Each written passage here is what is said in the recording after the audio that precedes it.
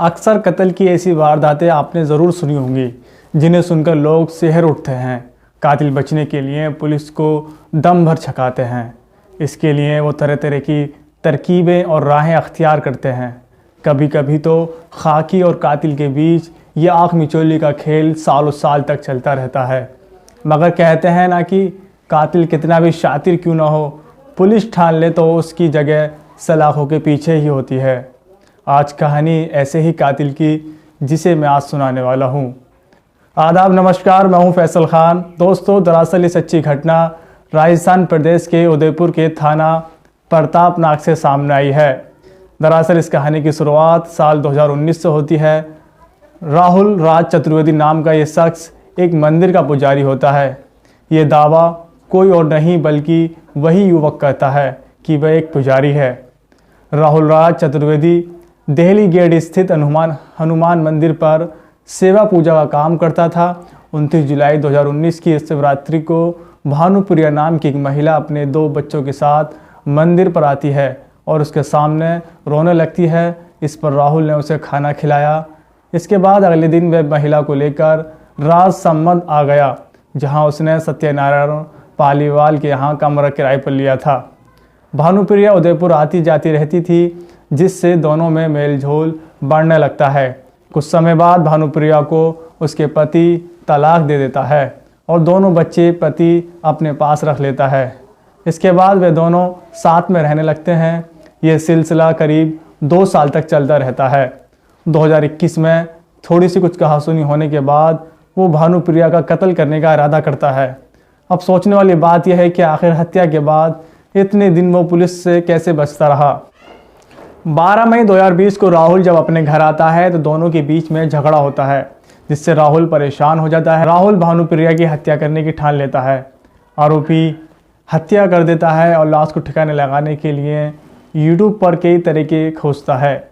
इसको लेकर Rahul crime petrol के 1300 से ज़्यादा एपिसोड देखता है और एक एपिसोड देखकर उसे आइडिया आता है कि लाश को कैसे ठिकाना लगाया जाए। राहुल लाश को एक ड्रम में डाल देता है। लाश ड्रम में डालने के बाद 12 मई सुबह 4 बजे तक उसे ठिकाने लगाने के कई कोशिश करता है, लेकिन लॉकडाउन में सख्ती के चलते सफल नहीं हो पाता। उसी के अनुसार वो बताता है कि उसने योजना बनाई। उसने लोहे के पुराने ड्रम में सबको डालकर बंद कर दिया। दूसरे दिन बाजार से सीमेंट लाया और ड्रम को पैक कर दिया। 2 साल तक ड्रम ऐसे ही पड़ा रहा। उसने क्राइम पेट्रोल के एपिसोड देखकर ड्रम को सीमेंटेड कर दिया था। ऐसे ही करीब 2 साल का समय बीत जाता है और इसके बारे में किसी को पता तक नहीं चलता। इस पर राहुल को यकीन हो जाता है कि अब उसका ये अपराध हमेशा के लिए दब जाएगा। लेकिन साल आता है 2022 में ड्रम का पैंदा लीकेज होने लगता है और धीरे धीरे गंध आने लगती है। राहुल का मकान मालिक उसे फ़ोन करके बताता है कि कमरे से बदबू आ रही है। इस पर मकान मालिक सत्यनारायण पालीवाल ने राहुल से पूछताछ करता है। राहुल जब वहां पहुंचता है तो कमरे की सफाई करता है और मकान मालिक को भरोसे में लेकर पूरी बात बता देता है। दोनों शव को ठिकाने लगाने की योजना बनाते हैं। दोनों ने ड्रम बाड़े में ले जाकर लाश को जला देते हैं। इसके बाद आरोपी हड्डियों को पीसकर बडारड़ा के पास बनास नदी में डाल देता है। लेकिन उस दौरान जिला स्पेशल टीम को राहुल राज के पास अवैध हथियार होने की जानकारी मिलती है, तो पुलिस उसे गिरफ्तार करती है। इस सब के दौरान स्पेशल टीम के कांस्टेबल धर्मेंद्र सिंह और अनिल को राहुल के साथ एक महिला की रहने की जानकारी भी मिलती है, जो पिछले लंबे समय से गायब थी। जब इसके बारे में जांच की जाती है तो सामने आता है कि गायब महिला के परिवार की ओर से कोई गुमशुदगी दर्ज नहीं कराई गई है। आर्म्स एक्ट में गिरफ्तार हुए राहुल से जब पुलिस महिला के बारे में पूछती है तो राहुल सारा सच खोल देता है। खुलासे के बाद भानुप्रिया के परिवार के लोगों ने धान मंडी थाने में मामला दर्ज कराया है, जिसकी पुलिस जांच कर रही है। ये पूरा मामला प्रतापनगर थाने का है, जिसका खुलासा एसपी भुवन भूषण यादव ने किया। उन्होंने बताया कि अवैध पिस्टल रखने के मामले में कैसव नगर निवासी राहुल राज चतुर्वेदी को गिरफ्तार किया गया था। जांच में सामने आया कि उसने भानुप्रिया नामक महिला की हत्या की है।